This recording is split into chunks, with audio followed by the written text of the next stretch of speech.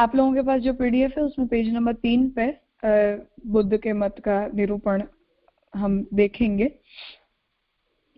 उसमें ऊपर के चार्ट को अगर आप देख लो तो उसे सिर्फ एक बेसिक डिवीजन है, जितने भी दर्शन हैं कार्य कारण संबंधी उनका, उनमें मुख्य रूप से 2 डिवीजन है, एक ईश्वरवादी चिंतन है और दूसरा निरीश्वरवादी चिंतन है। उसमें निरीश्वरवादी चिंतन अंतर्गत 5 प्रकार जो लिखे गए हैं उसमें जस्ट थॉट ऑफ मतलब डिफरेंस है, सॉर्ट ऑफ डिफरेंस उनके थॉट में। एक संदेहवादी अनीश्वरवाद है, इसका मतलब ये है कि ईश्वर है या नहीं है ये संदिग्ध है, डाउटफुल है।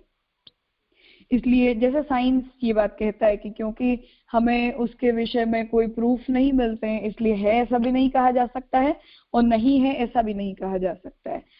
दूसरा जो है उसे स्किप करो तो अज्ञेयवादी अनीश्वरवाद भी नियरली कुछ इस टाइप का है कि जो पदार्थ को एम्पिरिकल एक्सपीरियंसेस से सिद्ध ना किया जाए ऐसे पदार्थ को एक्सेप्ट नहीं किया जा सकता है, क्योंकि वो हमारे एक्सपीरियंस में ही नहीं आता है। तो अगर हमारे एक्सपीरियंस में ही अगर जो पदार्थ नहीं आ पाता है उसे एक्सेप्ट करने से भी कोई फायदा नहीं, ना करने से भी कोई फायदा नहीं। तो एक ऐसा अज्ञेयवादी अनीश्वरवाद भी है। चौथा व्यवहारवादी है। व्यवहारवादी का मतलब ये है कि हमारी डे टू डे लाइफ में ईश्वर को मानने न मानने से अगर कोई फर्क ना पड़ता हो तो उस विषय में इतना चिंतन करना अपेक्षित भी नहीं है। ये व्यवहारवादी है जो बुद्ध का स्टैंड है, क्योंकि एग्जैक्टली बुद्ध ने कहीं भी नेगेट नहीं किया है कि ईश्वर नहीं होते हैं, लेकिन जब भी उन्हें ये पूछा जाता था कि आप ईश्वर के बारे में क्या मानते हैं या आत्मा के बारे में क्या मानते हैं, तो उसका जवाब हमेशा से बुद्ध ये देते थे कि ये प्रश्न जो है वो रेलेवेंट ही नहीं है, क्योंकि हो तो भी क्या और न हो तो भी क्या, हमें जरूरत ही क्या है उनकी। तो ये कुछ व्यवहारवादी अनीश्वरवाद की मेंटालिटी है, क्योंकि जैसे हमने कल भी ये बात सोची थी कि बायोलॉजिकल हमारी जो लाइफ है उसमें अगर कोई व्यक्ति नास्तिक हो तो भी उसके जीवन में वो नास्तिकता से कोई फर्क नहीं पड़ता है, क्योंकि खाना पीना सोना उठना बैठना नौकरी पैसा इतना तो सभी को मिल ही जाता है। तो आदि भौतिक या बायोलॉजिकल स्टैंडर्ड पर इन चीजों से ज्यादा फर्क नहीं पड़ता है, सिवाय के भगवान किसी को ऐसा कोई विशेष अनुभूति एक्सपीरियंस करवाना चाहते हो, वो एक अलग बात है। तो वो एक अलग केस है। बाकी आध्यात्मिक और आधिदैविक स्टैंडर्ड्स के बारे में जो सोचता है उन्हें ही इन सब चीजों के बारे में सोचने की जरूरत पड़ती है। तो वैसे बुद्ध ने वो स्टैंडर्ड टच किए थे दुखों को निवृत्त करने के लिए, या परमानेंटली दुख दूर हो जाए, जरा मृत्यु वृद्ध रोग आदि सब प्रॉब्लम्स फेस ना करनी पड़े उसके लिए, बट स्टिल उन्हें ये बात जरूरी नहीं लगी थी कि ईश्वर आत्मा वगैरह का स्वीकार कंपलसरी है। तो ये कुछ व्यवहारवादी अनीश्वरवाद की बात है। भौतिकवादी अनीश्वरवाद भी एक वैरायटी है, लेकिन उसकी डिटेल में हम अभी नहीं जा रहे हैं। तो उसमें निरीश्वरवादी दर्शन में बुद्ध जो है वो फर्स्ट कैटेगरी में। वो टेक्स्ट हम पढ़ते पढ़ते ही इस बात को सोचेंगे कि तत्व चिंतन के तीनों मुख्य विषयों को नकारते हुए बुद्ध ने मुख्य रूप से 4 वाद दिए। एक ईश्वर संबंधी निरीश्वरवाद, आत्मा संबंधी अनात्मवाद, जगत संबंधी प्रतीति समुत्पादवाद तथा संघातवाद, जागतिक पदार्थ संबंधी क्षणिकवाद और तत्व संबंधी शून्यवाद। अब किसी भी फिलोसॉफी के अंदर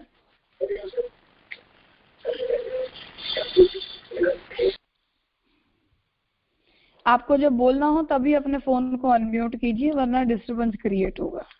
तो या तो फिर मुझे लेक्चर मोड में चलाना पड़ेगा, इसलिए रिकॉर्डिंग में वो प्रॉब्लमेटिक होता है। इसलिए जब ना पूछना हो तब फोन म्यूट रखा करो।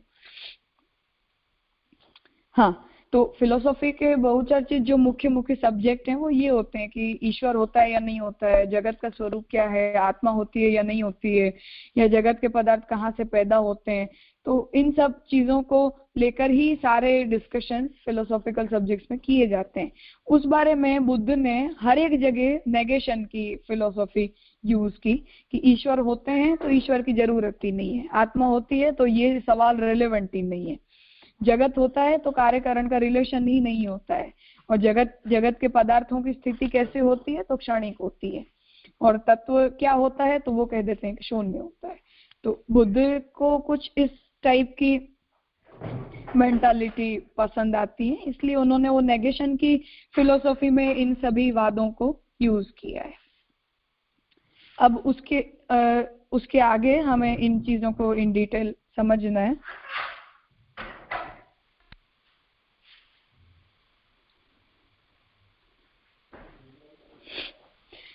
बुद्ध तत्वचिंतन संबंधी प्रश्नों पर मौन रहते थे। उनको पूछे जाते मुख्य 10 प्रश्न थे जिनके संबंधी उत्तर वे न देकर मौन रहते थे। क्या यह विश्व शाश्वत है? क्या यह विश्व अशाश्वत है? क्या यह विश्व ससीम है? क्या यह विश्व असीम है? क्या आत्मा और शरीर एक है? क्या आत्मा शरीर से भिन्न है? क्या मृत्यु के बाद तथागत का पुनर्जन्म होता है? क्या मृत्यु के बाद तथागत का पुनर्जन्म नहीं होता?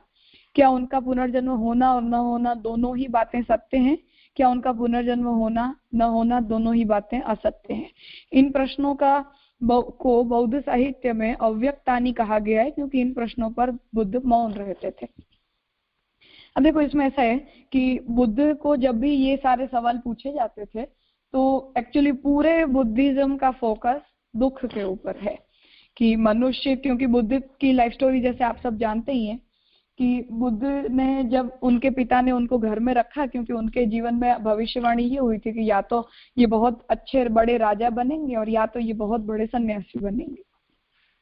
अब इन दो भविष्यवाणियों से डर कर और उनके पिता ने ये सोचा कि मैं मेरे बेटे को राजा ही बनाना चाहता हूँ, इसलिए उनके मन में वैराग्य वाली कोई बात आए ही नहीं, इसलिए उनको महल में रखा। फिर जब पहली बार वो अपने राज्य का भ्रमण करने के लिए निकले तो बीमार को देखा और एक शव को अग्नि संस्कार करने के लिए जाते हुए देखा। तो ये सब चीजें जब उन्होंने देखी तो उन्हें ये लगा कि दुख ही सभी समस्याओं की जड़ है, इसलिए दुख को दूर करना ही मनुष्य की लाइफ का फोकस होना चाहिए। इसलिए ईश्वर है, आत्मा है, जगत है, इन सब चीजों में विचार करने के बजाय दुख की निवृत्ति के ऊपर इंसान फोकस करे तो वो फ्रूटफुल एक्टिविटी है। और अगर दुख, भगवान और ये इन सब चीजों के बारे में सोचता रहेगा तो ये सारे सवाल तो आंसरेबल ही नहीं है, क्योंकि इनका कोई आफ्टर ऑल लास्ट कंक्लूजन तो हमें मिल ही नहीं सकता है, क्योंकि ये सब एक्सपीरियंस एम्पिरिकल नहीं होते। तो श्रद्धा से हमें स्वीकार लेना पड़ता है, जिसकी श्रद्धा बैठे वो माने, न बैठे वो न माने। तो ऐसी चीजों के बारे में हमें डिस्कशन करके और अपने टाइम को वेस्ट क्यों करना, उसके बजाय दुख के ऊपर कॉन्सेंट्रेट क्यों नहीं करते हो। तो ये बुद्ध का एक्चुअली ओवरऑल मैसेज था। इसलिए इन चीजों का उन्होंने डायरेक्टली कोई आंसर नहीं दिया है, इसलिए इन प्रश्नों को अव्यक्तानि कहा गया है, मतलब अनआंसरेबल क्वेश्चंस कहा गया है, नियरली जैसा साइंस कहता है वैसे। लेकिन बुद्ध ने जो एग्जाम्पल्स दिए थे इन चीजों को समझाने के लिए, उन एग्जाम्पल्स को डिराइव करके और बुद्ध के बाद उनके शिष्यों ने इन सभी वादों को डेवलप किया। इसलिए बुद्ध के, क्योंकि प्रॉब्लम एक्चुअली ये है कि जैसे महाप्रभु जी ने डायरेक्टली कुछ ग्रंथ लिखे हैं, वैसे बुद्ध ने कभी कोई ग्रंथ नहीं लिखे। और उसी प्रकार बुद्ध ने जो भी उपदेश दिए उनका कोई राइट अप भी नहीं है। उनके इतने हजारों शिष्य बुद्ध की जो भी प्रवचन वगैरह सुनते थे, उन प्रवचनों को सुनकर और फिर बुद्ध की बात का इंटरप्रिटेशन डेवलप करके और उन्होंने बुद्ध मत के सभी वादों को प्रकट किया। इसलिए बुद्ध धर्म के जितने भी वाद हैं उन सब में कॉन्ट्राडिक्शंस भी परस्पर बहुत है, क्योंकि कोई कहते हैं आत्मा नहीं है, कोई कहते हैं विज्ञान रूपी आत्मा होती है, कोई शून्य को तत्व मानते हैं, कोई विज्ञान को तत्व मानते हैं। तो बुद्ध के जाने के बाद रिसेंट में ही महायान और हीनयान करके दो संप्रदाय बुद्ध में एकदम रिसेंटली हो गए। तो मेन राइट अप ना होने की वजह से ये प्रॉब्लम बुद्ध धर्म को फेस करनी पड़ी है। बट ओवरऑल उनके धर्म संबंधी जो बातें हमें मिलती है उसका कंक्लूजन हमें हम यहाँ कंपाइल किया है। पर बुद्ध ने इन सब चीजों को लिखा है ऐसा मानने की जरूरत नहीं है। उन्होंने इन चीजों को समझाने के लिए जो जो भी एग्जाम्पल्स यूज किए, उन सभी एग्जाम्पल्स के आधार पर उनके शिष्यों ने इन सभी मतों को डिराइव किया है।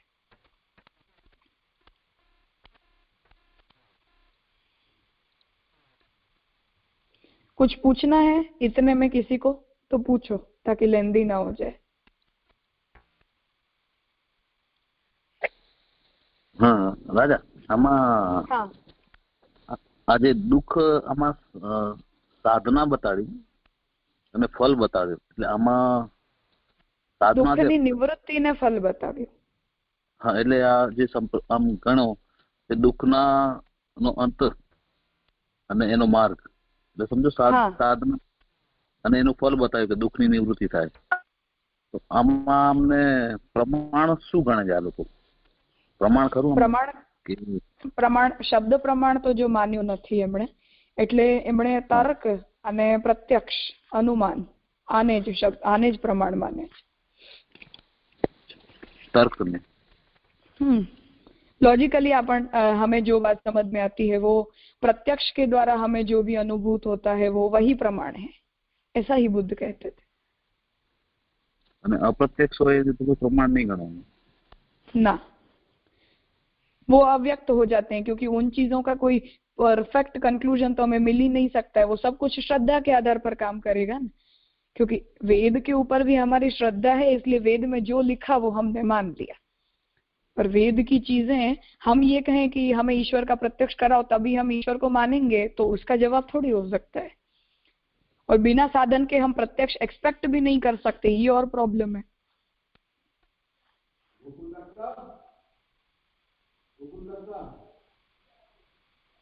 आई बात समझ में?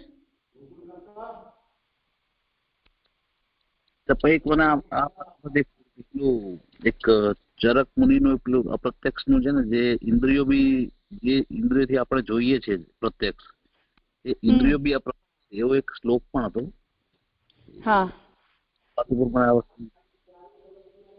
हाँ, मतलब वही बात है इसमें कि हम तो ठीक है प्रत्यक्ष और अप्रत्यक्ष दोनों चीजों को मानते हैं. अभी जो श्याम काका जी का प्रवचन सुना हो जिन्होंने, उन्हें ये बात यहाँ बहुत ये सब चीजें श्याम काका जी ने डिस्कस की थी कि मेन यहाँ प्रॉब्लम ये है कि हम ऐसा समझते हैं कि हमारी बुद्धि से हमें जो बात समझ में आती है हम उतना ही मानेंगे, और हमारी बुद्धि के परे जितने भी विषय हैं उनका स्वीकार हम नहीं करेंगे.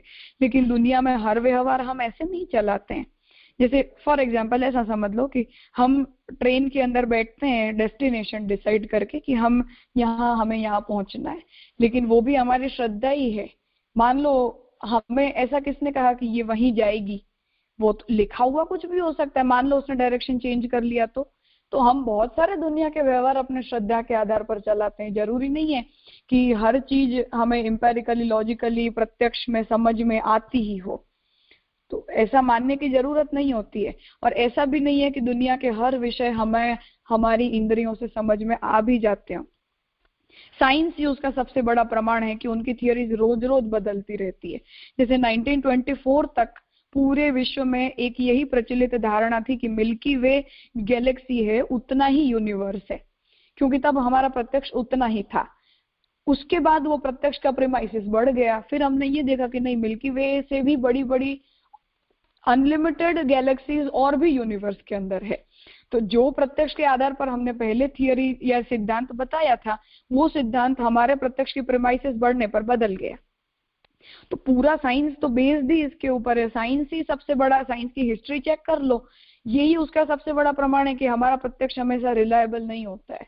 एटलीस्ट फॉर परमानेंट प्रिंसिपल बताने के लिए तो कभी भी रिलायबल नहीं होता है, क्योंकि हमारे प्रत्यक्ष ही टेम्पररी होते हैं. तो जब प्रत्यक्ष ही लिमिटेड हो तो उन प्रत्यक्ष के आधार पर हम कोई सनातन थियरी पर प्लेस कर ही नहीं सकते हैं, और ऐसा एक्सपेक्ट भी नहीं किया जा सकता है. इसलिए महाप्रभु जी ने शब्द प्रमाण को एक्सेप्ट किया उन अलौकिक पदार्थों के बारे में कि जिनका प्रत्यक्ष पॉसिबल ही नहीं है.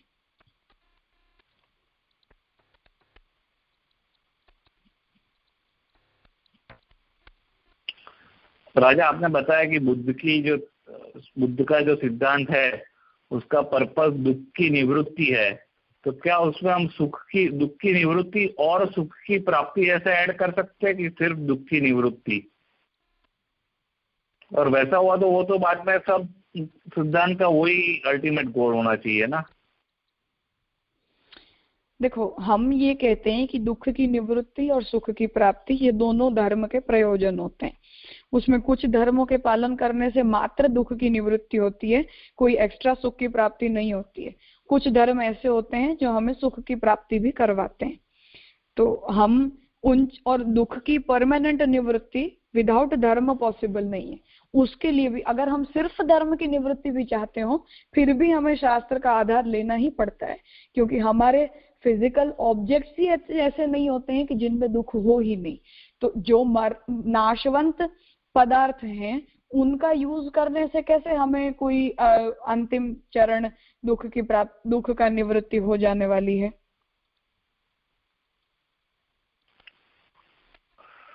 अच्छा, तो मतलब हमारा जो सिद्धांत है वो दुख की निवृत्ति के लिए नहीं, आपने जैसे बताया कि बुद्ध का सिद्धांत दुख की निवृत्ति के लिए है। हाँ, तो बुद्ध अपने साधनों को प्रीच करते समय ये कहते हैं कि मैं जो भी साधन बता रहा हूँ उससे सार्वत्रिक दुखों की निवृत्ति हो जाती है, निर्वाण मतलब मोक्ष मिल जाता है, ऐसा। तो जब हम बुद्ध तो ये बात को कह रहे हैं, लेकिन हम उसके सामने ये कहते हैं कि स्टिल अगर तुम दुख की भी परमानेंट निवृत्ति चाहते हो, वो भी विदाउट शास्त्र के अंदर जिन जगत के पदार्थों का तुम हेल्प लेने वाले हो वो तो सब कुछ नाशवंत है, और जो नाशवंत नहीं है वो ब्रह्म के अलावा ऐसा कोई भी पदार्थ नहीं है जो नाशवंत नहीं है। अब बुद्ध की प्रॉब्लम ये है कि ब्रह्म के जगह वो शून्य को प्लेस कर दिया है, इसलिए हम जितने इक्वेशंस इन्फिनिटी के ऊपर यूज होते हैं उतने ही इक्वली उन इक्वेशंस का उपयोग जीरो के ऊपर भी कर सकते हैं। तो डिफरेंस सिर्फ नेगेटिव पर्सपेक्टिव का और पॉजिटिव पर्सपेक्टिव का है, सिद्धांत में कोई फर्क नहीं है एक्चुअली ओवरऑल अगर हम देखें तो। क्योंकि जैसे मान लो कि इन्फिनिटी को जैसे मल्टीप्लाई सब्सट्रैक्ट एडिशन और डिवीजन करने से हमें इन्फिनिटी रिजल्ट मिलता है, वैसे ही जीरो की भी मल्टीप्लीकेशन या उसमें प्लस करने से, माइनस करने से और डिवाइड करने से जीरो ही आंसर आने वाला है। तो ओवरऑल ब्रह्म बोलो या शून्य बोलो, इक्वेशन एक होंगे, डिफरेंस सिर्फ नेगेटिव पर्सपेक्टिव में और पॉजिटिव पर्सपेक्टिव में है। ये एक्चुअली बुद्ध को अवतार मानने की वजह से हम, हाँ बोलो। तो ऐसी बात हुई ना, मतलब जो आप बता रहे हो उससे ऐसा समझ में आ रहा है कि बुद्ध बोल रहे हैं कि आप खत्म हो जाओ और हम बोल रहे हैं कि आप निरंतर रहो और अनंत रहो और रिलिश करो, वैसी बात हो गई ना, परस्पर ऑपोजिट सिद्धांत हो गए। हाँ, मतलब इसमें क्या है, वो समझ में आप कुछ बता रहे थे। हाँ, मतलब बुद्ध जो है वो क्योंकि भगवान के अवतार हैं, ग्रुप में भी ये किसी ने प्रश्न लिख के भेजा था, तो बुद्ध जो है वो भगवान के अवतार हैं। उसका प्रयोजन जैसे महाप्रभु जी शास्त्र प्रकरण में ही बताते हैं कि बुद्धावतारे तु अधुना, मतलब अभी बुद्धावतार में भगवान ने धर्म के अंदर जो भी खराबी घुस गई थी उन सब का निवर्तन करने के लिए बुद्धावतार के रूप में भगवान प्रकट हुए और शून्यवाद का उपदेश देके और उन सभी अनधिकारी जीवों को जो वेद मार्ग के अंदर घुस गए थे, ऐसे अनधिकारी प्रवाही जीवों को बुद्धावतार के द्वारा भगवान ने वेद मार्ग से दूर हटा दिया। ये तो बुद्ध अवतार का प्रयोजन था, बैक स्टेज ओवरव्यू भगवान का। तो ये एक बात है। और दूसरी बात इसमें ऐसी है कि बुद्ध ने जिस प्रकार से जितने भी नेगेशन करके जितने भी वाद प्रस्तुत किए, सिद्धांत प्रस्तुत किए, उन सब के पीछे अगर हम बैकग्राउंड देखें तो व्यावर्तन करना है, ब्रह्म से दूर करो, वेद से दूर करो, बस ये सिर्फ उनका ये एकमात्र प्रयोजन था। अब जैसे मैंने कहा कि उसका समुच्चय या भगवान के अवतार के रूप में उस बुद्धावतार की अगर हम ब्यूटी देखना चाहते हो, ऑलवेज नेगेशन को अगर हम थोड़ा बहुत एंजॉय करना चाहते हो उसे बुद्ध का भगवान का अवतार मान के, तो वो एंजॉयमेंट उसमें यही है कि जितना, जो मैंने अभी बताया कि जितने इक्वेशंस इन्फिनिटी के ऊपर हैं उतने ही इक्वेशन जीरो के ऊपर हैं। तो एकदम इक्वल स्टैंडर्ड पर बुद्ध ने शून्यवाद प्रपोज किया। जैसे हम कहते हैं कि सब कुछ ब्रह्म है, एग्जैक्टली उन्होंने कहा कि सब कुछ शून्य है। हम जैसे कहते हैं कि सब कुछ ब्रह्मात्मक है, वैसे वो कहते हैं कि सब कुछ शून्यात्मक है। हम जितना ये कहते हैं कि सब कुछ सत्य है, वो उतना ही कहते हैं कि सब कुछ शून्य है।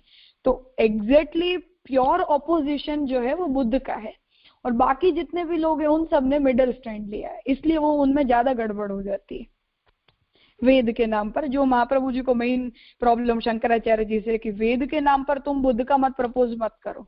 हम जब शंकराचार्य जी को पढ़ेंगे तब ये समझ में आएगा कि सिर्फ अपने आप को वैदिक सिद्ध करने के लिए वो वेद का नाम दे रहे हैं, बाकी उन्होंने पूरा के पूरे बुद्ध के मत की कॉपी करी है। तो महाप्रभु जी की ये प्रॉब्लम है कि तुम्हें नेगेट करना ही है तो बुद्ध के जैसे दमखम से नेगेट करो, एकदम ऑपोजिशन पार्टी में खड़े रहो।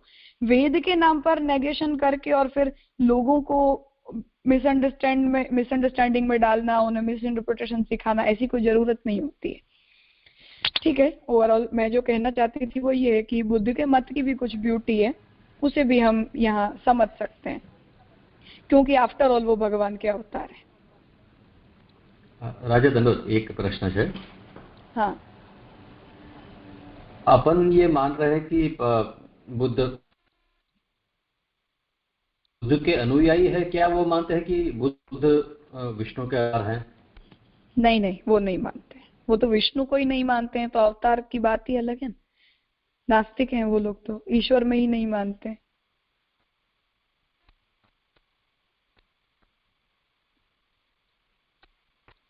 ऐसा हम कहते हैं, भागवत कहती है कि बुद्ध भगवान के अवतार है।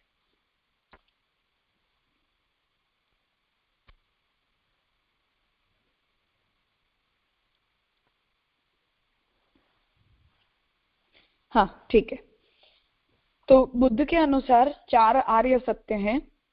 संसार दुख से परिपूर्ण है, दुखों का कारण है, दुखों का अंत संभव है, दुखों के अंत का मार्ग है।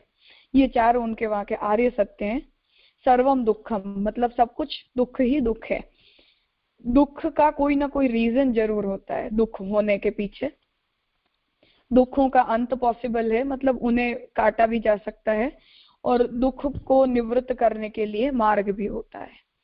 इन्हीं 4 आर्य सत्यों से अनासक्ति, वासनाओं का नाश, दुखों का अंत, मानसिक शांति, ज्ञान, प्रज्ञा तथा निर्वाण संभव है, ऐसा बुद्ध ने बताया।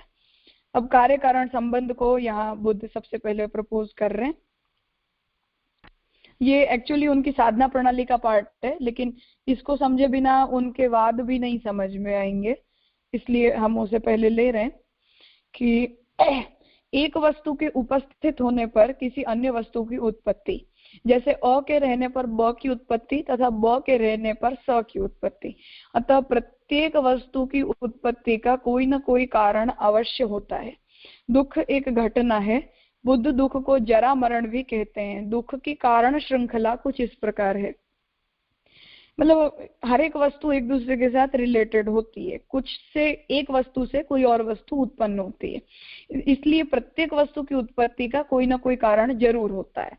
वो दुख जो है वो एक प्रकार की एक घटना है, एक इंसिडेंट है, और वो दुख जो है उसकी एक चेन है कि एक दुख दूसरे दुख को पैदा करता जाता है। वो चेन क्या है, उसमें सबसे पहले बताते हैं कि दुख मतलब जरा मरण, जन्म मृत्यु, ये सबसे बड़ा दुख है। उसका रीजन क्या है, जाति मतलब पुनर्जन्म, कि पूर्व जन्म नष्ट हुआ, उसके बाद हमें नया जन्म लेना पड़ता है, ये दूसरी प्रॉब्लम है। तीसरा भाव, जन्म ग्रहण करने की वृत्ति। हमारा जन्म क्यों होता है, क्योंकि हमारे अंदर जन्म लेने की वृत्ति होती है, टेंडेंसी होती है कि हमें जन्म लेना है। उपादान, सांसारिक पदार्थों से जुड़े रहने की इच्छा। हमें जन्म लेने की वृत्ति क्यों उत्पन्न होती है, क्योंकि हमें सांसारिक पदार्थों से जुड़े रहने की इच्छा है। वो इच्छा क्यों होती है, क्योंकि हमें विषय को भोगने की वासना है। वो वासना क्यों है, क्योंकि हमने पूर्व जन्म में हमारी इंद्रियों ने विषयों का भोग किया है, इसलिए वो विषयों को दोबारा डिमांड करती है। वो इंद्रियों को ऐसी इच्छा क्यों होती है, क्योंकि उसका इंद्रियों मान, ये 6 इंद्रिय हैं, वो इंद्रिय क्यों किन विषयों के साथ जुड़ती है, तो कहते हैं कि नाम रूप, मन और शरीर का समूह। मन तथा शरीर में इंद्रिय रहती हैं, यदि नाम रूप ना होता तो षडायतन ना होता, मतलब जो हमारा स्थूल शरीर है उसके अंदर वो इंद्रिय रहती हैं। वो इंद्रिय क्यों होती हैं, क्योंकि विज्ञान है, मतलब जैसे नवजात शिशु में विज्ञान के कारण मन तथा शरीर का विकास होता है, मतलब जैसे बालक माता के गर्भ में है। अब ऐसा क्या रीजन है कि जिसकी वजह से उस शरीर के अंदर मन का विकास हुआ, शरीर का विकास। ज्ञान किस बात के हैं, तो संस्कार के, मतलब पूर्व जन्म की जो वृत्ति है वो अतीत जीवन के कर्मों के कारण संस्कार हमारे बनते हैं। और वो संस्कार क्यों बनते हैं, क्योंकि अविद्या है, मतलब अवास्तविक वस्तु को वास्तविक समझना, आत्मा को अनात्मा मानना। तो हम झूठी चीजों को सच मान लेते हैं, वो हमारी सबसे बड़ी अविद्या है, और उस अविद्या के कारण ये सब चीजों की चेन चलते चलते हमारे जन्म मरण निरंतर होते रहते हैं। ये उनकी दुख को के संबंध में कार्य कारण का रिलेशन है। जरा मरण तथा अविद्या को छोड़कर सभी कर्म है। इस सिद्धांत को संसार चक्र तथा भाव चक्र भी कहा जाता है। इन 10 को भूतकाल, वर्तमान काल तथा भविष्य काल में भी विभाजित किया जाता है। अविद्या और संस्कार का संबंध पूर्व जीवन से होता है, उसके बाद के जो है उनका संबंध वर्तमान जीवन से होता है। जाति और जरा मरण का संबंध भविष्य के जीवन से होता है। अब इन सब प्रॉब्लम्स की जड़ जो है वो अविद्या है, इसलिए वो बुद्ध उसे टारगेट बनाते हैं कि दुख की निवृत्ति अविद्या के नाश से होती है। यदि अविद्या का नाश हो जाए तो पूर्वोक्त क्रम के व्युत्क्रम में सभी पदार्थों का नाश हो जाएगा तथा दुख का भी नाश हो जाएगा, जिसे निर्वाण कहा गया है। मतलब अगर अविद्या मिट जाएगी तो संस्कार नहीं होंगे, संस्कार नहीं होंगे तो विज्ञान नहीं होगा, विज्ञान नहीं होगा तो नाम रूप नहीं होगा, तो उल्टे क्रम में वो सभी पदार्थों का नाश हो जाता है। और दुख का नाश हो गया तो दुख का अभाव, दुख का आत्यंतिक नाश, मतलब एब्सोल्यूट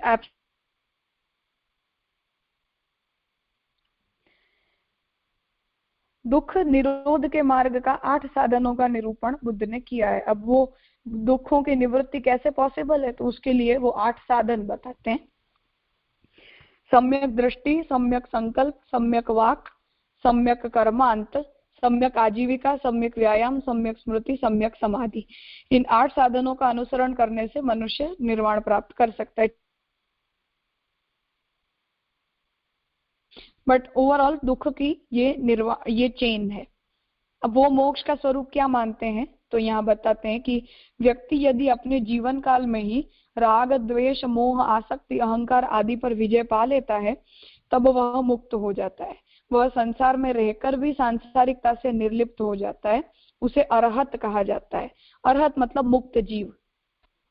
निर्वाण की अवस्था में अपने जीवन काल में वह मनुष्य अन्यों को निर्वाण की तरफ प्रेरित करता हुआ कर्मों को करता है, स्वयं उन कर्मों से निर्लिप्त रहता है। और जैसे बुद्ध को वो ये कहते हैं कि बुद्ध ऑलरेडी निर्वाण को प्राप्त कर चुके हैं, लेकिन अब वो उनका जन्म और वो हमें क्यों, उनका कर्म वगैरह क्या है, तो कहते हैं कि हमें निर्वाण की तरफ प्रेरित करने के लिए वो कर्म करते हैं। तो मुक्तात्मा ऐसी होती हैं। जैसे हम महाप्रभु जी के लिए कहते हैं कि महाप्रभु जी मुक्त ही है, मतलब वैकुंठ में ही है, प्रभु की आज्ञा से हमें मार्ग दिखाने के लिए उनका प्राकट्य हुआ है। वैसे ही अतः कर्मों के 2 प्रकार बुद्ध बताते हैं, आसक्त कर्म और अनासक्त कर्म। तो आसक्त कर्म का मतलब ये है कि हमारे जैसे जीव आसक्त होकर कर्म करते हैं। मुक्त जीवात्माएं जो हमें मार्गदर्शन देने के लिए प्रकट होती हैं, वो जो कर्म करते हैं वो आसक्त कर्म नहीं होते, वो अनासक्त कर्म होते हैं, जैसा हम महाप्रभु जी के लिए कहते हैं। एग्जैक्टली वैसे ही परिनिर्वाण मतलब मृत्यु के बाद होता निर्वाण। मतलब ये दोनों डिफरेंस हम जैसे जीवन मुक्ति और विदेह मुक्ति मानते हैं, उसी के कॉरस्पॉन्डिंग निर्वाण और परिनिर्वाण है। निर्वाण के मुख्य स्वरूप को उन्होंने अनिर्वचनीय कहा है। तर्क और विचार के माध्यम से इस अवस्था को चित्रित करना असंभव है। वो ये कहते हैं कि मुक्त की निर्वाण की कंडीशन कैसी होती है वो नहीं बताया जा सकता है, क्योंकि जो निर्वाण को प्राप्त करता है वही उसका अनुभव करता है, और जो अनुभव करता है वो बोल नहीं सकता है, इसलिए उसका विचार नहीं कर सकते, इसलिए वो अनिर्वचनीय है। अब देखो, आफ्टर ऑल बुद्ध ने सब कुछ एम्पिरिकल एक्सपीरियंस बताते बताते भी निर्वाण को फिर से अप्रत्यक्ष मान लिया। तो बात यह है कि प्रत्यक्ष और अप्रत्यक्ष का भेद करने के अलावा कोई ऑप्शन ही नहीं हो सकता। फिर भी यहाँ निर्वाण को तो उन्हें अप्रत्यक्ष कहना ही पड़ा। हम यही बात फिर ब्रह्म, जीव आदि सभी विषयों के लिए कह देते हैं। तो बात यह है कि ये बेसिकल एक हमारी नेसेसिटी है कि हमें कुछ चीजों को अप्रत्यक्ष मानना ही पड़ता है। नागार्जुन ने मिलिंद को निर्वाण के स्वरूप को समझाते हुए समुद्र जैसा गहरा, पर्वत जैसा ऊंचा आदि उदाहरण दिए थे, तथापि उसे अनिर्वचनीय तथा अनुभवातीत कहा है। निर्वाण के 3 लाभ बताए गए। समस्त दुखों का नाश हो जाता है, पुनर्जन्म की संभावना का नाश हो जाता है, शेष जीवन शांतिपूर्ण तथा दुख रहित बीतता है। मतलब जैसे जो व्यक्ति किसी भी कर्म के प्रति आसक्ति नहीं है, उस व्यक्ति को क्या सुख क्या दुख, जैसे लक्षण भगवान गीता जी के 2वें अध्याय में स्थित प्रज्ञ के लिए बताते हैं कि वो व्यक्ति को न दुख सुख से कोई मतलब है, न इच्छाओं से कोई मतलब है, ना अच्छा बुरा उसके लिए कुछ होता है, तो सब अवस्था उसके लिए समान होती है। तो निर्वाण की अवस्था ऐसी है कि जब सभी दुखों का नाश हो जाता है, अनासक्त व्यक्ति हो जाता है, इसलिए उसे होने नहीं होने से, सुख दुख से कोई फर्क नहीं पड़ता है। बुद्ध के अनुसार, हाँ ठीक है, यहाँ तक किसी को कुछ पूछना है तो बोल सकते हो।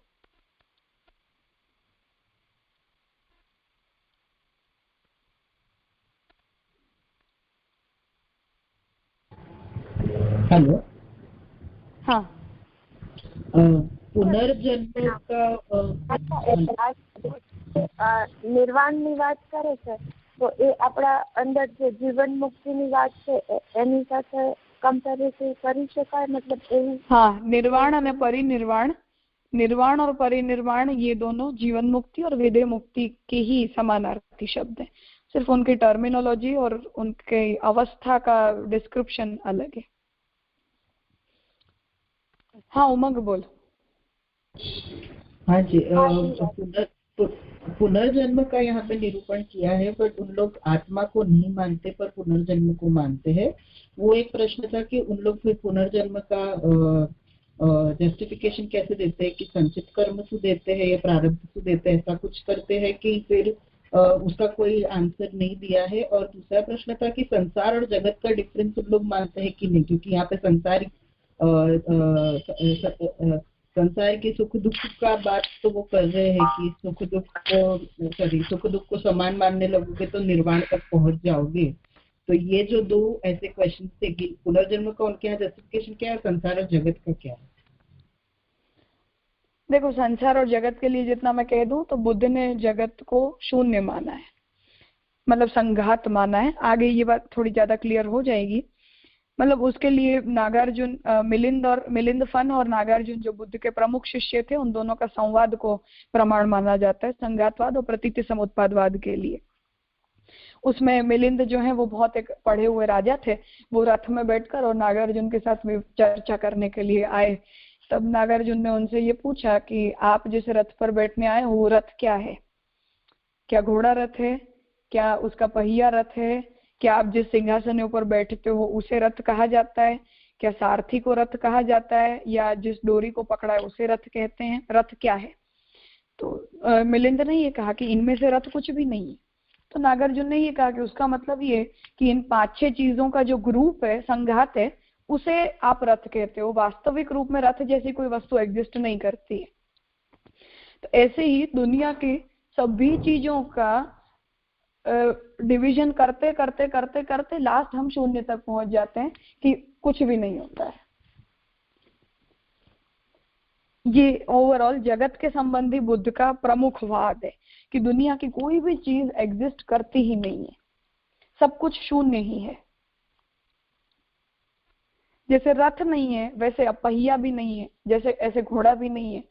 ऐसे हमारा शरीर क्या है, तो हमारे बॉडी के जो 10-15 ऑर्गन्स हैं उनको मिले हुए उनके ग्रुप को हम शरीर कह देते हैं। अब अगर उन ऑर्गन्स को अलग अलग कर दो तो शरीर जैसा कुछ भी नहीं होता है, कुछ नहीं होता है। उंगली को भी 3 पार्ट्स में काट दो तो उंगली जैसा भी कुछ नहीं होता है। उनका भी माइनर डिवीजन करते करते जाओ, तुम्हारे पास एक लास्ट पोजीशन नहीं आ जाएगी कि तुम्हारे पास 0 बच जाता है, वो शून्य तत्व है। ये बुद्ध का स्टैंड है जगत के बारे में। डिटेल हम आगे पढ़ रहे हैं इसकी, तो नहीं समझ में आया हो तो थोड़ा वेट कर लो। और दूसरी बात पुनर्जन्म के बारे में, तो बुद्ध ये बात कहते हैं कि पुनर्जन्म जो है वो बिना आत्मा के होता है। उन्होंने विज्ञानात्मक आत्मा मानी है, आत्मा नहीं है ऐसा बुद्ध नहीं कहते हैं। पर हम अनात्मवाद शब्द इस अर्थ में कॉइन कर रहे हैं कि हम जैसी आत्मा मानते हैं वैसी आत्मा बुद्ध नहीं मानते। मतलब हमारी आत्मा की परिभाषा ममैवांशो जीवलोके जीवभूता सनातना ये है कि आत्मा जो है वो ब्रह्म का अंश है, आत्मा सनातन है, आत्मा का कभी नाश नहीं होता है और आत्मा अभौतिक पदार्थ है। ये हमारी व्याख्या है आत्मा के लिए। बुद्ध ऐसी आत्मा नहीं मानते हैं। बुद्ध ये कहते हैं कि वो वासना का जो प्रवाह है वही उसी का पुनर्जन्म होता है। मतलब कि मेरी ये इच्छा कि मैं जन्मूं, बस ये इच्छा ही कंटिन्यू होके ये वासना ही पुनर्जन्म मतलब आगे कंटिन्यू होती रहती है। और तुम्हारी वासना अलग है, मेरी वासना अलग है, तीसरे व्यक्ति की वासना अलग है, तो सबकी वासना अलग अलग है। इसलिए वो विज्ञानात्मक आत्मा बुद्ध मानते हैं, चिदंश को आत्मा नहीं मानते हैं और उसे नित्य भी नहीं मानते हैं। जी जी जी। तो अविद्या जो है, हेलो, जो अविद्या है, तो अविद्या विज्ञानात्मक को लगती है, ऐसा उनका कहना है। हाँ, मतलब वो विज्ञान जो है वो अविद्यात्मक होता है, इसलिए वो चेन चलती रहती है जब तक तुम्हें ये ज्ञान ना हो जाए कि मैं शून्य हूँ। ये शून्यता का ही ध्यान बुद्ध के वहां किया जाता है। सब कुछ शून्य है, इसका ध्यान करो तो तुम शून्य हो जाओगे, ऐसा। अच्छा, तो अविद्या का कोई पर्टिकुलर प्राकट्य, जैसे हम बताते हैं कि ठाकुर जी की इच्छा से अविद्या सूक्ष्म शरीर को लगती है, वैसा कुछ वहां पे है नहीं? वैसा कुछ भी नहीं है। और बुद्ध हमेशा ये कहते थे कि हर एक चीज की आदि कारण को सोचने की जरूरत नहीं है। जहां तक तुम्हें रीजंस समझ में आते हो, कॉज़ैलिटी समझ में आती हो, वहां तक सोचो, और जहां से तुम्हें नहीं समझ में आता हो वहां से उसे ड्रॉप कर दो, क्योंकि तुम्हारा लक्ष्य अभी जो तुम कंडीशन में हो उसका सॉल्यूशन ढूंढना है। पुरानी चीजों के पीछे चर्चा करना ये तुम्हारा लक्ष्य नहीं है। ये बुद्ध की बेसिक टेंडेंसी थी। अच्छा, समझ गए। तो एम्पेरिकली, लॉजिकली हमें जहां तक हम उसकी कॉज़ैलिटी को ट्रेस कर सकते हैं वहां तक सोचना चाहिए। जहां हमारी बुद्धि बंद हो जाए वहां से उस वस्तु को अनिर्वचनीय, अव्यक्त बोल के शून्य के लिए छोड़ देना चाहिए। अब तुम जो कंडीशन में हो वहां से उसका सॉल्यूशन सोचते जाओ, और वो सॉल्यूशन एब्सोल्यूट एब्सेंस है। वो एब्सेंस ही शून्य है, वही तत्व है, ऐसा बुद्ध बताते थे। राजा, एक मिनट, एक साथ नहीं। हाँ किरीट भाई, आप बोलो पहले। हाँ, आपने ત્યાં જે असत, अपने ત્યાં जो कि जो असत है, तो वो असत ही शून्य है कि असत को कैसे लेना अपने? नहीं, हम असत को शून्य नहीं कहते। मतलब असत माने अपने यहाँ अभाव है, वही है ना? देखो, अभाव भी हम नहीं मानते हैं। सत और असत की व्याख्या अपने वहाँ अलग है, क्योंकि हम ब्रह्मवादी हैं। इसलिए जब भी हम ये कहते हैं कि ये पदार्थ असत है, तो असत का मतलब तिरोहित है। एब्सोल्यूट एब्सेंस के अर्थ में हम असत शब्द का उपयोग नहीं करते। प्रकट नहीं है, बस ये असत का मतलब होता है हमारे टर्म में, क्योंकि एब्सोल्यूट एब्सेंस तो किसी चीज का हो ही नहीं सकता है ब्रह्मवाद के अंदर। बराबर। क्योंकि और यहाँ किसी भी वस्तु का प्राकट्य, एक सेकंड, किसी भी वस्तु का प्राकट्य भगवान के सामर्थ्य से बाहर नहीं है। इसलिए असत को समझाने के लिए हम जो एग्जाम्पल देते हैं कि शशशृंगवान, मतलब कि ऐसा कोई खरगोश कि जिसके माथे सींग हो, तो सींग वाला खरगोश कभी होता ही नहीं है। ये उदाहरण असत को समझाने के लिए दिया जाता है। लेकिन अभी की टेक्नोलॉजी में हम समझे तो हाइब्रिड बनाओ तो क्यों सींग वाला खरगोश नहीं हो सकता है? जरूर हो सकता है। थियोरेटिकली ये चीज इम्पॉसिबल नहीं है। तो ब्रह्मवाद में तो हम ये कहते हैं कि भगवान, क्योंकि कर्तुम अकर्तुम अन्यथा कर्तुम सामर्थ्यवान है, इसलिए उनके सामर्थ्य से बाहर तो कुछ होता ही नहीं है। तो एब्सोल्युटली असत पदार्थ पॉसिबल ही नहीं है ब्रह्मवाद के अंदर। तो हम प्रकट और अप्रकट को सत और असत कहते हैं, होने और नहीं होने को सत असत नहीं कहते हैं। ये हमारा टर्म है।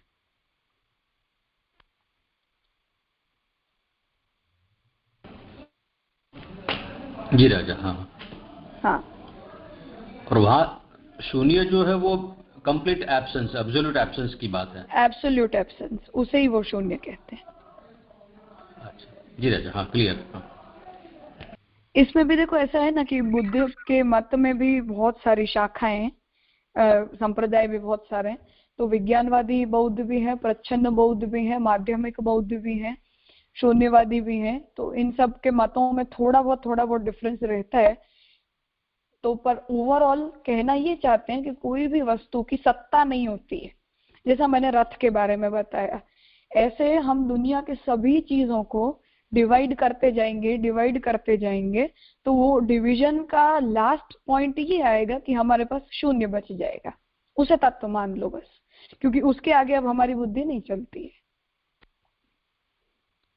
तो जैसे रथ एक संघात है, और घोड़ों और पहिया और मतलब सिंहासन और छत्र, इन चारों को तुमने मिला दिया तो हमने उसे रथ कह दिया, लेकिन इन चारों को अलग कर दिया तो रथ जैसी वस्तु ब्रह्मांड में नहीं है। तो ऐसे दुनिया की हर चीजों को तुम डिवाइड करते जाओगे, ये नेगेटिव अप्रोच है सब चीजों को देखने का। तो डिवाइड करते करते करते लास्ट में तुम्हारे पास शून्य बच जाएगा।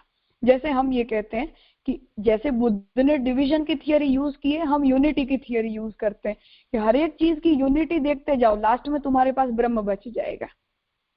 तो हम वो यूनिफिकेशन सोचते हैं, बुद्ध डिवीजन को सोचते रहते हैं हमेशा। तो नेगेटिव पॉजिटिव अप्रोच में डिफरेंस है। बाकी ब्रह्मवाद को अगर तुम अच्छे से समझते हो तो शून्यवाद को समझना बहुत इजी है। सिर्फ ब्रह्मवाद को नेगेटिव कर दो तो एकदम बात क्लियर हो जाएगी। जैसे हम ये कहते हैं दुनिया में, हाँ बोलो। राजा डिवीजन से शून्य थोड़ी आता है, सब्ट्रैक्शन से शून्य आता है ना। डिवीजन से तो 1 आएगा ना ऑलवेज। सी देखो मैथमेटिकली सोचे हम। हाँ ठीक है, उसे चाहो तो सब्ट्रैक्शन कह दो भले, हाँ सब्ट्रैक्शन कह दो भले, पर बुद्ध कहना जो चाहते हैं ना वो ये है कि तुम किसी भी वस्तु की यूनिटी मत देखो, क्योंकि यूनिफाइड जो भी होता है वो सब कुछ संघात होता है। जैसे रथ है, अब रथ एक यूनिफाइड मैटर है, उसे डिवाइड, उसके फॉर्म को डिवाइड कर दो, तुम उसकी यूनिटी को ब्रेक कर दो। यूनिटी को ब्रेक कर दोगे तो तुम्हें ये बात समझ में आएगी कि रथ कुछ भी नहीं होता है, क्योंकि पहिया भी रथ नहीं है, इंडिविजुअली पहिया रथ नहीं है, इंडिविजुअली घोड़ा भी रथ नहीं है, इंडिविजुअली सिंहासन भी रथ नहीं है, इंडिविजुअली उसको चलाने वाला भी रथ नहीं है। तो इंडिविजुअली अगर ये पांचों चीजें रथ नहीं है तो उसका मतलब ये है कि इन पांचों चीजों की यूनिटी को तुम रथ कह रहे हो, इंडिविजुअलिटी नहीं रहती है। तो ऐसे उस सेंस में मैं डिवीजन शब्द को यूज कर रही हूँ।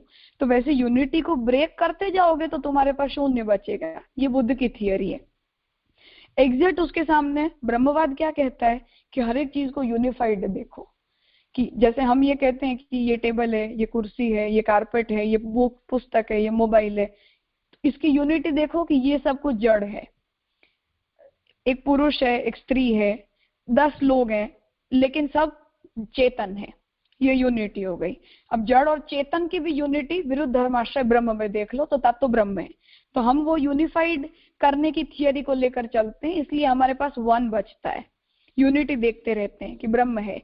तुम टेबल बोलो, कुर्सी बोलो, कारपेट बोलो, मोबाइल बोलो, आफ्टर ऑल तुम ब्रह्म को भूल रहे हो। तो इन चारों चीजों को अलग अलग बोलो या ब्रह्म बोलो, बात एक हो जाएगी। तो हम उस यूनिफाइड थियरी को सोचते हैं। बुद्ध हमेशा वो सब्सट्रैक्शन और डिवीजन को सोचते रहते हैं कि नहीं, संघात मत करो, एक एक को अलग अलग करते जाओ। अलग अलग करते जाओगे तो लास्ट में तुम्हारे पास एब्सोल्यूट एब्सेंस बच जाएगी कि कुछ भी चीज नहीं होती है, वो जीरो होता है, वो शून्य तत्व है। एग्जैक्ट ब्रह्मवाद के ऑपोजिशन में।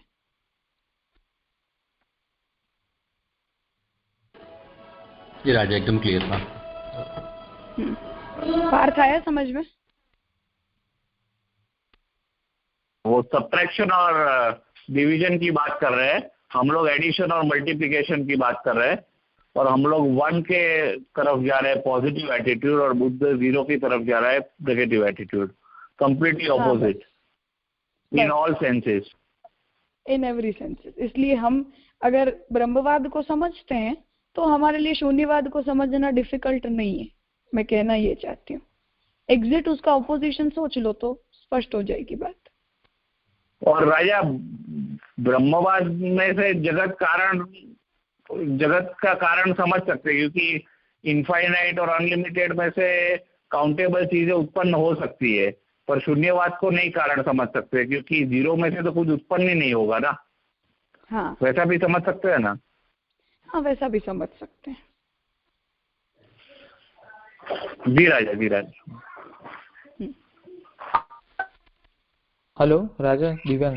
हाँ हाँ, અમને ત્યાં જે શૂન્યનો જે સિદ્ધાંત છે સાધના પક્ષમાં કે એક લેવલ ઉપર પહોંચ્યા પછી જો તો આપણે પહોંચી નથી શકતા આગળ એના ડિવિઝનમાં, તો શૂન્ય અલ્ટિમેટ તમારું ટાર્ગેટ થઈ ગયું, તો એને એવું કહી શકાય સેમ એ શંકરાચાર્ય કે જે અહમ બ્રહ્માસ્મિનો સિદ્ધાંત છે તો અહમ શૂન્ય એવી રીતે હોઈ શકે એમનો અપ્રોચ साधना पक्ष? हाँ हाँ, एग्जैक्टली एज है। मैंने इसीलिए कहा कि हम जब शंकराचार्य जी को भी समझेंगे ना तो उन दोनों को आमने सामने प्लेस करोगे तो समझ में आ जाएगा कि शंकराचार्य जी ने जबरदस्ती ब्रह्म को घुसाने की कोशिश की है, बाकी वो जो कुछ भी कहते हैं वो बुद्ध की ही बात है, कुछ नया नहीं है उसमें। बराबर है। उन्हें वैदिक बने रहना है, इसलिए उन्होंने ब्रह्म को जबरदस्ती घुसाया है और जैसे तैसे फिट करने की कोशिश की है, बाकी वो जो बोलते हैं वो बुद्ध की ही बात है। बराबर है। और ये हमें जो दुखों का जो कारण बताया, दुखों की साधना को छोड़ दे और दुख के कारणों को अगर देखें तो कारण तो हमें भी वो स्वीकार्य है ही ना कि दुख के कारण तो ये सब है ही, भले हम उस पर फोकस ये सब है, हमें उसमें कोई प्रॉब्लम नहीं, सब है। बराबर। लेकिन ये दुख की निवृत्ति के लिए हम पॉजिटिव अप्रोच चूज करते हैं। हाँ नहीं, सिर्फ मैं कारणों की बात करूँ कि कारण तो हमें भी स्वीकार्य है, ये सब तो है ही। हाँ, वो तो हम एक्सेप्ट करते हैं। हाँ, वो हम ये इन सब कुछ एक्सेप्टेड है। मैंने इसीलिए कहा कि बुद्ध में और हमारे में डिफरेंस सिर्फ नेगेटिव और पॉजिटिव अप्रोच का है, बाकी कोई डिफरेंस नहीं। बराबर। वो अविद्या से लेकर एक बात सिर्फ समझनी थी कि इंफिनिटी जो है वो एग्जिस्ट करती है और शून्य तो एग्जिस्ट ही नहीं करता है। तो क्या बुद्ध ऐसा कह रहे हैं कि ब्रह्मा एग्जिस्ट ही नहीं करते, और हम तो डेफिनेटली कह रहे हैं कि ब्रह्मा एग्जिस्ट करते हैं, पर क्या बुद्ध ऐसा कह रहे हैं कि ब्रह्मा एग्जिस्ट ही नहीं करते हैं? शून्य कहने का मतलब तो यही हो गया ना, भले उन्होंने ये बात डायरेक्टली ना बोली हो, कंक्लूजन तो यही आएगा कि कुछ भी नहीं होता है। हाँ, कुछ भी होता नहीं है, फिर संघात है जैसे आप बता रहे। हाँ, सब कुछ संघात है, तो फिर शून्य आया तो उसका मतलब कुछ भी नहीं है, तो ब्रह्म भी नहीं है, ओवरऑल मतलब तो यही आया। तो फिर अपने आप को भी नेगेट करना है ना, क्योंकि अपने आप को भी वो स्वीकार नहीं कर रहे हैं, मतलब अपने आप को भी संघाती बताते हैं। इसलिए निर्वाण का स्वरूप भी उन्होंने यही बताया कि एब्सोल्यूट, बस वो ये बताते हैं, उसका एग्जाम्पल वो ये देते हैं कि जैसे दिया जल रहा है, दिया का बुझ जाना, वैसे दुख बुझ गए, ये निर्वाण है। ऐसा उसका फॉर्मेट वो नहीं समझा पाते हैं, क्योंकि शून्य में अब वो फॉर्मेट भी क्या बताएंगे, फॉर्मेट बताएंगे तो शून्य नहीं रह जाएगा। राजा, फिर ये अगर शून्य अगर परम तत्व स्वीकार है हम तो, और संघातवाद भी अगर स्वीकारते तो संघात भी उन चीजों का होता है कि जो चीज एग्जिस्ट करती है, लेकिन कुछ बनने के लिए कुछ पहले तो रॉ मटेरियल तो होना चाहिए, तो वो क्या तत्व स्वीकारते हैं, मतलब जगत की जो भी पदार्थ कहीं से, तो इनिशिएट कहाँ से, मतलब स्क्रैच कहाँ से, मतलब वासना की उत्पत्ति कहाँ से? फिर वो अव्यक्ता नहीं, मतलब हो गया, उसको ब्लैंक ही छोड़ दिया, मतलब उसको पे अल्टीमेट कंक्लूजन नहीं हुआ। बराबर, मतलब वो जीव हो या जड़ हो, जो भी हो, हाँ, व्हाटएवर इट इज, वो डजंट मैटर उनके लिए।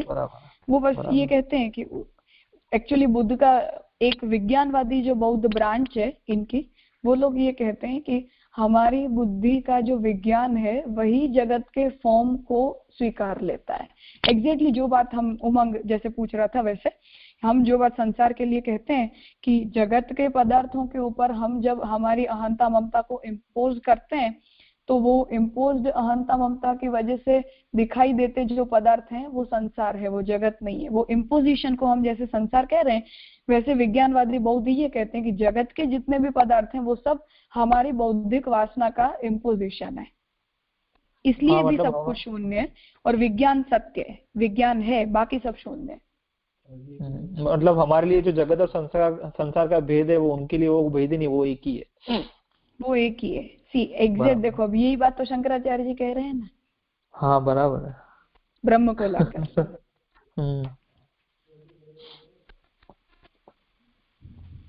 ठीक है, इसकी थोड़ी और डिटेल, ये आगे का विषय आप लोगों ने पूछा तो निकल गया, हम इसे समझेंगे। जिन्हें नहीं कुछ समझ में आया हो वो थोड़ा वेट कर लेना, आगे आ जाएगा, और ना समझ में आता हो तो आप लोग पूछ लिया करो। राजा, प्रणाम राजा। हाँ राजा, हेलो हेलो, हाँ बोल अम्मी। રાજા, હમણાં આપણે જે વાસનાની સ્ક્રેચની વાત કરી કે અવ્યક્તાની થઈ જાય છે, તો આપણે બેઝિકલી જોઈએ આપણામાં પણ બ્રહ્મને વેદમાં નેતિ નેતિ જ થાય છે, પણ અવ્યક્તાની જ થઈ જાય છે અલ્ટિમેટલી ના? हाँ, क्योंकि हम भी ब्रह्म को अनादि अनंत मानते हैं ना। ओके, क्योंकि देखो, लेकिन हमारा उन्हें अनादि अनंत मानने के पीछे का अप्रोच पॉजिटिव है। ओके, अप्रोच में डिफरेंस है। बस मैंने इसीलिए सबसे पहली बात इसीलिए क्लियर की कि सिर्फ अप्रोच में डिफरेंस है, उसे ही बस पॉजिटिव कर दोगे तो पूरा की पूरा ब्रह्मवाद बुद्ध के मत में सेटल हो जाएगा, और ब्रह्मवाद को ही नेगेटिव बना दोगे तो पूरे के पूरे बुद्ध ब्रह्मवाद के अंदर आ जाएंगे। बाकी कोई डिफरेंस नहीं है, जो वो कह रहे हैं वो हम कह रहे हैं। जी जी जी जी जी जी। क्योंकि हम जब हमने क्या है कि जब ब्रह्म को अनादि अनंत कहा है तो उनके महात्म्य के सेंस में कहा है, पॉजिटिव अप्रोच को लेकर, और जब बुद्ध शून्य कहते हैं तो वो नेगेटिव सेंस में कहते हैं कि हम सोच ही नहीं सकते और सोचने की जरूरत भी नहीं है। तो हम तो ये कहते हैं कि वो सर्व सामर्थ्यवान अनादि अनंत सत्य एक ऐसा एंटिटी है कि जो सुपीरियर मोस्ट है।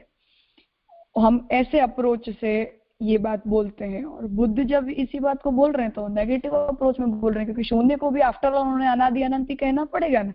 हम है कहकर अनादि अनंत कहते हैं, वो नहीं है कहकर अनादि अनंत कहते हैं। भले भले समझाइए। राजा सॉरी लेट हो गया है, पर एक ये बात आई डिस्कशन में, ऐसा समझ में आया कि अपना बुद्ध के बुद्धिज्म में शून्य तो कारण नहीं है ना जगत का, एब्सोल्यूट एब्सेंस है, बट कारण नहीं है। नहीं वो कुछ पार्ट के डिस्कशन में कुछ ऐसा समझ में आया, तो मैं बोला वो क्लेरिफाई थोड़ा होना चाहिए कि शून्य को कारण नहीं समझते जैसे अपन ब्रह्म को कारण समझते। नहीं शून्य कारण नहीं है।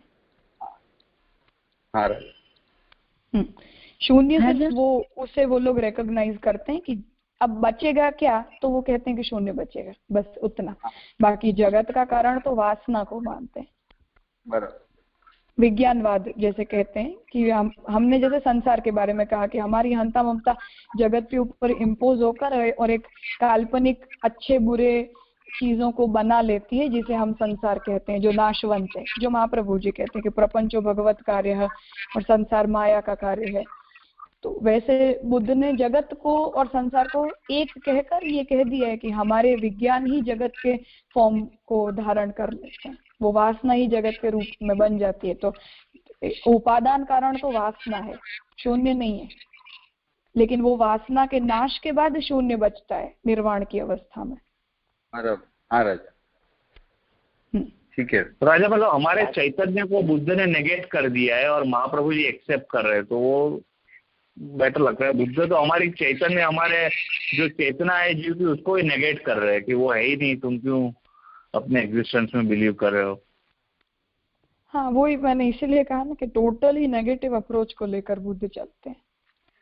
રાજા એ પાર્થના પ્રશ્નનું જ એક્સટેન્શન કરું તો ચૈતન્ય નથી તો પછી દુઃખ સુખની અનુભૂતિ જ કેવી રીતે થાય?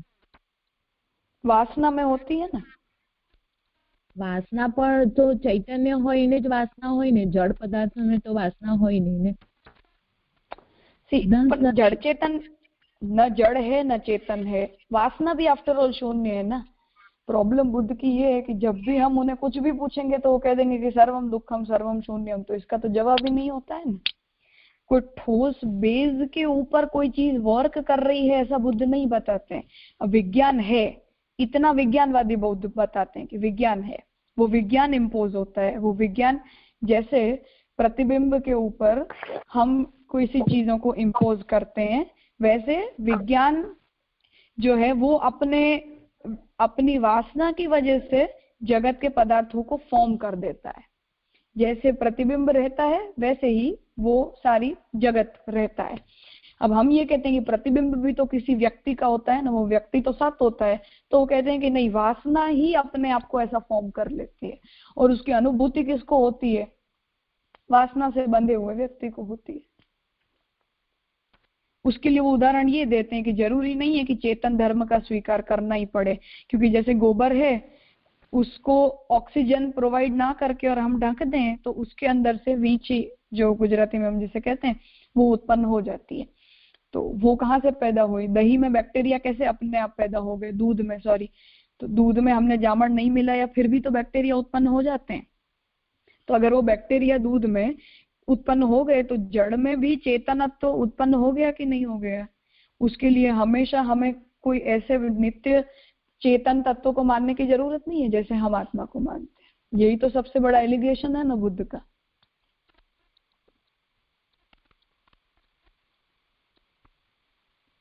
ठीक है, अनात्मवाद जब हम आगे डिस्कस करेंगे तब इस बात को ज्यादा डिस्कस कर लेंगे। अभी के लिए इतना रखो। जिन्हें ना समझ में आता हो वो आप लोग अगर खुद से पूछ लेंगे तो ही ये बात क्लियर हो पाएगी। इसलिए आप लोग अगर ऐसा समझे कि हम एक स्टैंडर्ड को लेके चले और कुछ लोगों के सवालों को अनुत्तरित छोड़ दें, ऐसा एक्सपेक्ट मत करो। आपको अगर ये बात नहीं समझ में आ रही है, कोई टर्म्स नहीं समझ में आ रहे हैं, तो अनम्यूट करके पूछ लो। जो लोग चुप रहते हैं उनके लिए मैं कह,